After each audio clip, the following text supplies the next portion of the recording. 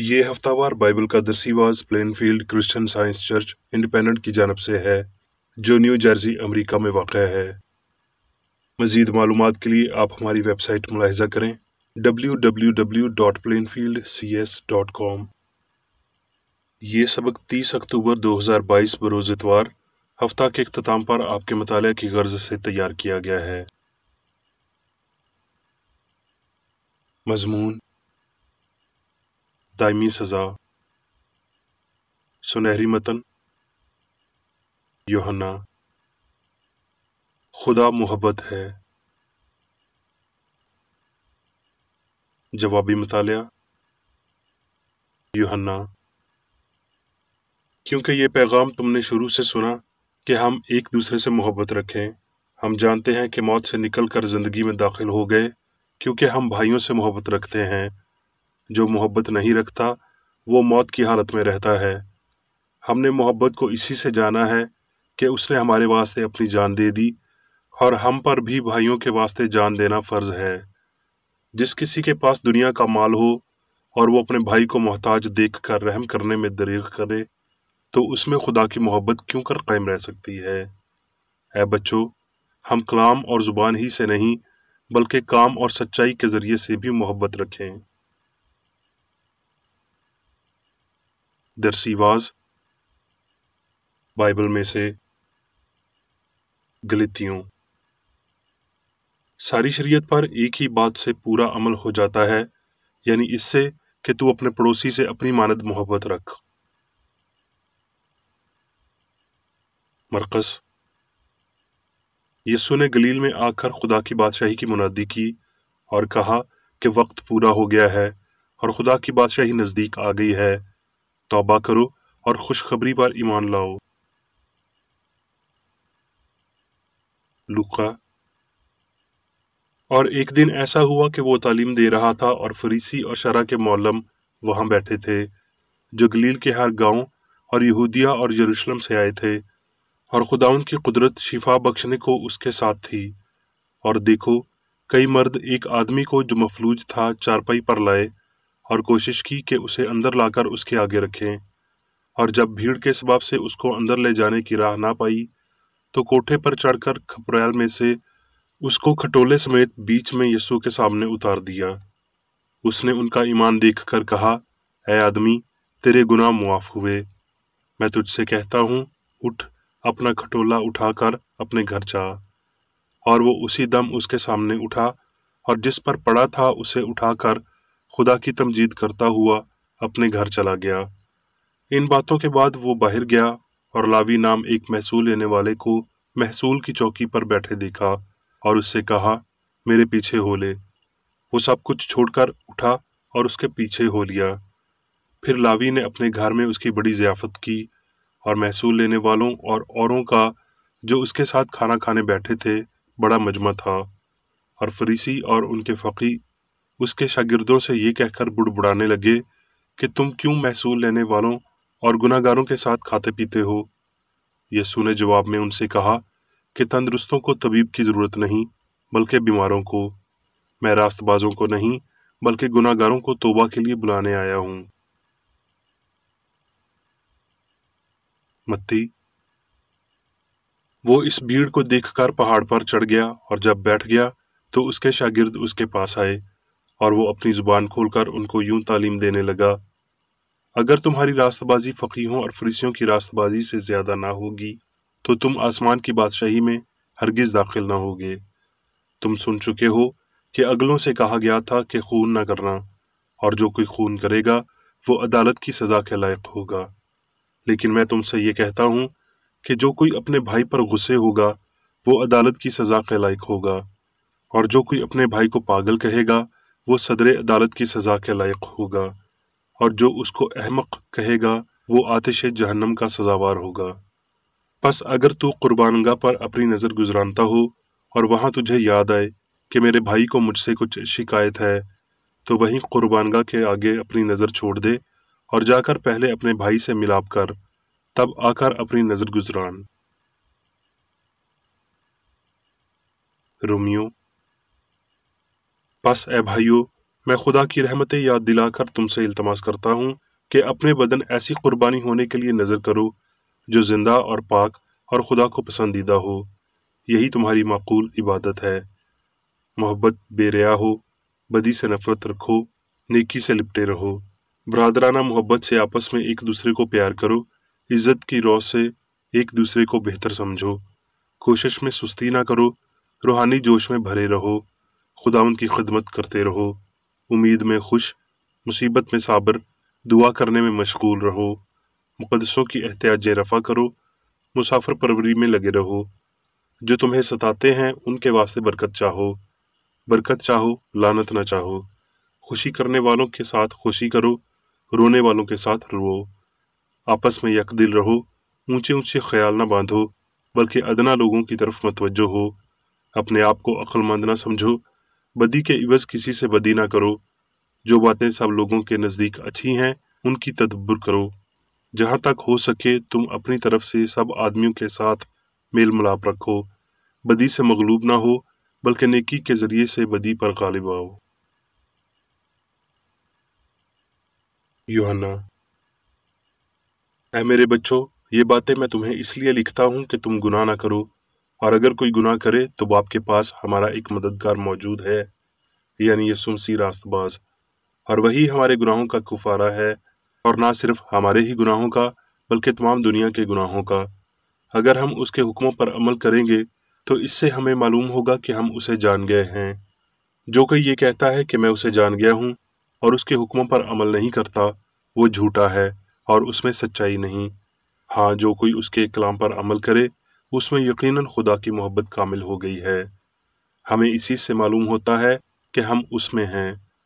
फिर तुम्हें एक नया हुक्म लिखता हूँ, और ये बात उस पर और तुम पर सादिक आती है, क्योंकि तारीकी मिटती जाती है और हकीकी नूर चमकना शुरू हो गया है। जो कोई ये लिखता है कि मैं नूर में हूँ और अपने भाई से अदावत रखता है, वो अभी तक तारीकी में ही है। जो कोई अपने भाई से मोहब्बत रखता है वो नूर में रहता है और ठोकर नहीं खाने का। अब मैं मेरी बेकर रेडी की तहरीर करदा क्रिश्चियन साइंस की दरसी किताब साइंस और सेहत आयात की कुंजी के साथ में से ली गई तहरीरें पढ़ूंगा। साइंस और सेहत। क्रिश्चियन साइंस में पहला फर्ज खुदा की फरमाबरदारी करना, एक अकल को तस्लीम करना और एक दूसरे से अपनी मानद प्यार करना है। किसी शख्स का अपने पड़ोसी से अपनी मानद मोहब्बत रखना एक इलाही तसव्वुर है, मगर ये तसव्वुर जिस्मानी हवास के वसीला कभी देखा, महसूस किया या समझा नहीं जा सकता। इंसानों के जरिए खुदा का इजहार ऐसे ही है जैसे खिड़की में से रोशनी गुजरती है। रोशनी और शीशा कभी एक नहीं होते, मगर बतौर मादा शीशा दीवार की निस्बत कम मुबहिम है। वो इंसानी अक्ल जिसके वसीला सच्चाई ज्यादा वाज़ेह तौर पर जाहिर होती है, वही है जो बहुत ज्यादा मादियत, बहुत ज्यादा गलती को खो चुकी है, ताकि सच्चाई के लिए बेहतर शफाफियत बने। फिर जैसे बादल बारीक बुखारात की सूरत पिघलता है, ये मजीद सूरज को नहीं छुपाता। खुद परस्ती एक मजबूत जिस्म से ज्यादा गैर शफाफ है। साबिर खुदा की साबिर ताबेदारी में आइए, गलती, खुददारी, खुद जवाजी और खुद परस्ती के सख्त पत्थर को मोहब्बत के महलूल के साथ तहलील करने के लिए जद्दोजहद करें, जो रूहानियत के खिलाफ जंग करता और वो गुनाह और मौत का कानून है। इलाही मोहब्बत इंसान की सलाह करती और उस पर हुक्मरानी करती है। इंसान माफ़ी मांग सकते हैं, लेकिन सिर्फ इलाही असूल ही गुनाहगार की इस्लाह करता है। गुनाह के नतीजे में तकालीफ का मौजब बनना गुनाह को तबाह करने का वसीला है। गुनाह में मिलने वाली हर फर्जी तस्कीन इसके मतवाजी दर्द से ज्यादा आरास्ता होगी, जब तक कि मादी जिंदगी और गुनाह पर यकीन तबाह नहीं कर दिया जाता। आसमान यानी हस्ती की हम आहंगी पर पहुंचने के लिए हमें इलाही असूल की हस्ती को समझना होगा। खुदा मोहब्बत है, इससे ज्यादा हम मांग नहीं सकते, इससे ऊंचा हम देख नहीं सकते और इससे आगे हम जा नहीं सकते। ये फर्ज करना कि जैसे खुदा का रहम मतलूब या गैर मतलूब होता है, उसी के मुताबिक खुदा गुनाह को माफ करता या सजा देता है, मोहब्बत की गलत समझ है اور یہ اپنے غلط اعمال کے لیے دعا کو حفاظتی در بنانے کے مترادف ہے۔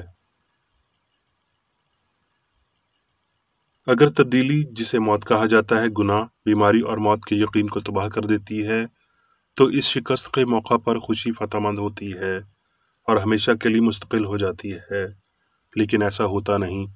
کاملیت صرف کاملیت سے ہی حاصل ہوتی ہے۔ وہ جو ناراض ہیں تب تک ناراض ہی رہیں گے جب تک الہی سائنس میں مسیح یعنی سچائی تمام تر گناہ اور جہالت کو تلف نہیں کرتا۔ گناہ اور غلطی جو ہمیں موت کے دہانے پر لا کھڑا کرتے ہیں، اس لمحے رکتے نہیں، بلکہ ان غلطیوں کی موت تک مستقل رہتے ہیں۔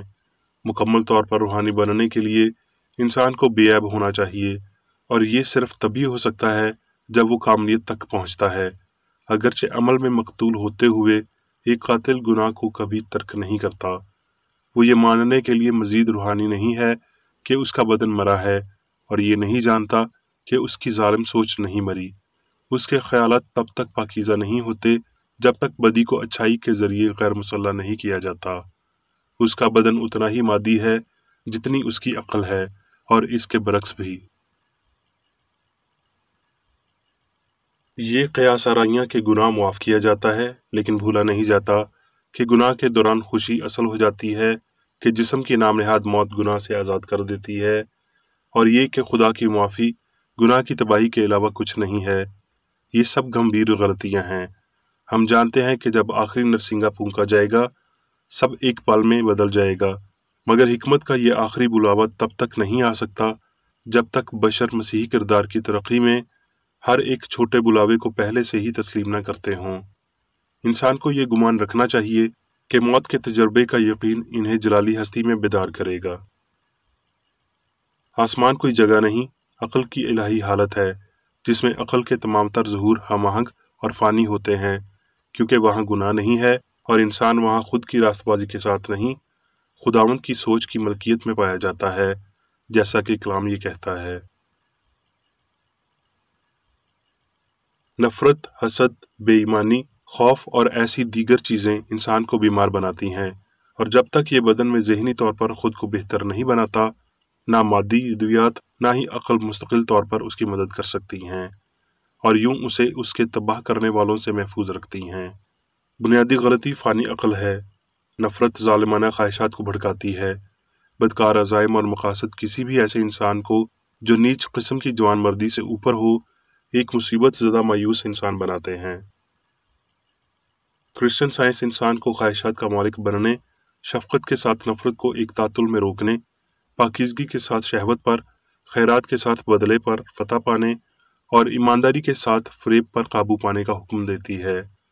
اگر آپ صحت، خوشی اور کامیابی کے خلاف سازشیوں کی ایک فوج نہیں لانا چاہتے، تو ان غلطیوں کو ابتدائی مراحل میں ہی تلف کر دیں۔ نیک انسان بالآخر گناہ کے خوف پر فتح پائے گا۔ یہ گناہ کی ضرورت ہے کہ یہ خود کو تباہ کرے۔ لافانی انسان خدا، اچھائی کی حکمرانی ظاہر کرتا ہے، جس کے مقابلے گناہ میں کوئی طاقت نہیں ہے۔ دکھوں کے، گناہ کرنے کے، مرنے کے عقائد غیر حقیقی ہیں۔ جب الہی سائنس کو عالمگیر طور پر سمجھا جاتا ہے تو ان کا انسان پر کوئی اختیار نہیں ہوتا، کیونکہ انسان لافانی ہے اور الہی اختیار کے وسیلہ جیتا ہے۔ بے گناہ خوشی، زندگی کی کامل ہم آہنگی اور لافانیت، ایک بھی جسمانی تسکین یا درد کے بنا لامحدود الہی خوبصورتی اور اچھائی کی ملکیت رکھتے ہوئے اصلی اور لازوال انسان تشکیل دیتی ہے، جس کا وجود روحانی ہوتا ہے۔ وجودیت کی یہ حالت سائنسی ہے اور برقرار ہے، یعنی ایسی کاملیت جو محض ان لوگوں کے لیے قابل فہم ہے جنہیں الہی سائنس میں مسیح کی حتمی سمجھ ہے۔ یسوع کہتا ہے کہ یہ ہمیشہ کی زندگی ہے، نہ کہ ہوگی، اور پھر وہ باپ اور خود کے موجودہ علم کے طور پر ابدی زندگی کی وضاحت کرتا ہے، یعنی محبت، سچائی اور زندگی کا علم۔ انسان لافانی ہے اور بدن ہلاک نہیں ہو سکتا، کیونکہ مادے میں سپرد کرنے کے لیے زندگی ہے ہی نہیں۔ انسانی نظریات یعنی مادہ، موت، بیماری، عارضہ اور گناہ سب وہ ہیں جنہیں فنا کیا جا سکتا ہے۔ یہ آیت کہ تو تھوڑے میں دیانتدار رہا، میں تجھے بہت چیزوں کا مختار بناؤں گا، تب پوری ہوتی ہے جب ہم سچائی کی بالادستی سے واقف ہوتے ہیں، جس سے غلطی کا عدم دکھائی دیتا ہے، اور ہم جانتے ہیں کہ غلطی کا عدم اس کی بدکاری کے تناسب میں ہوتا ہے۔ وہ جو مسیح کی پوشاک کا کنارہ چھو لیتا ہے اور اپنے فانی عقائد، حیوانیت اور نفرت پر قابو پا لیتا ہے، وہ اس شیریں اور خاص فہم میں کہ خدا محبت ہے، شفا کے ثبوت میں شادمان ہوتا ہے۔ بلکہ خواہ موت کے سایہ کی وادی میں سے میرا گزر ہو، میں کسی بلا سے نہیں ڈروں گا، کیونکہ محبت میرے ساتھ ہے، محبت کا عصا اور محبت کی لاٹھی سے مجھے تسلی ہے۔ یقیناً بھلائی اور رحمت عمر بھر میرے ساتھ رہیں گی، میں ہمیشہ محبت کے گھر میں شعور میں سکونت کروں گا۔ اب میں میری بیکریڈی کی جانب سے چرچ مینول میں دیے گئے روزانہ کے 3 فرائض پڑھوں گا۔ روزمرہ کی دعا۔ اس چرچ کے ہر رکن کا یہ فرض ہے کہ وہ ہر روز یہ دعا کرے: تیری بادشاہی آئے، الہی حق، زندگی اور محبت کی سلطنت مجھ میں قائم ہو، اور سب گناہ مجھ سے خارج ہو جائیں، اور تیرا کلام سب انسانوں کی محبت کو وافر کرے اور ان پر حکومت کرے۔ مقاصد اور اعمال کا ایک اصول۔ نہ کوئی مخالفت، نہ ہی کوئی محض ذاتی وابستگی مادری چرچ کے کسی رکن کے مقاصد یا اعمال پر اثر انداز ہونے چاہیے۔ سائنس میں صرف الہی محبت حکومت کرتی ہے، اور ایک مسیحی سائنسدان گناہ کو رد کرنے سے حقیقی بھائی چارے، خیرات پسندی اور معافی سے محبت کی شیریں سازشوں کی عکاسی کرتا ہے۔ اس چرچ کے تمام اراکین کو سب گناہوں سے، غلط قسم کی پیشن گوئیوں، منصفیوں، مذمتوں، اصلاحوں، غلط تاثرات کو لینے اور غلط متاثر ہونے سے آزاد رہنے کے لیے روزانہ خیال رکھنا چاہیے اور دعا کرنی چاہیے۔ فرض کے لیے چوکسی۔